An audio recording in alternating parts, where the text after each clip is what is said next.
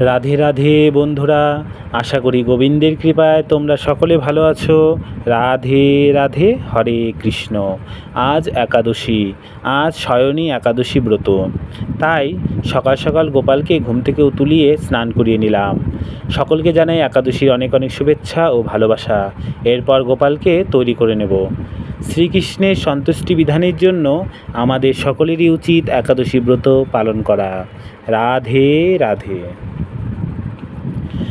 গোপাল তৈরি হয়ে গিয়েছে। এরপর সাদা ফুল দিয়ে গোপালকে সাজিয়ে নিয়েছি।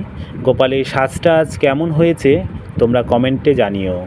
রাধে রাধে। এরপর গোপালের জন্য ভোগের থালাটি সাজিয়ে নেব। অনেক দিন ধরে ভাবছিলাম আনারস দিয়ে ভোগ দেব। বাড়ির সামনে এত আনারস সেটা আর হয়ে উঠছিল না।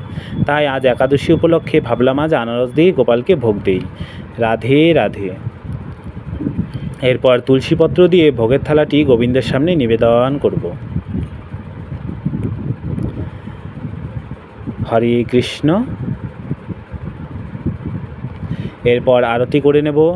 হরে কৃষ্ণ কৃষ্ণ কৃষ্ণ হরে হরে, হরে রাম রাম রাম হরে হরে। জয় রাধে জয় রাধে জয় রাধে।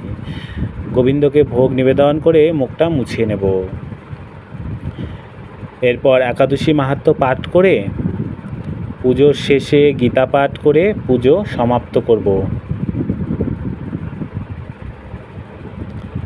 রাধে রাধে, হরে কৃষ্ণ। রাধারানীর কৃপা হোক তোমাদের ওপর। ভালো থেকো।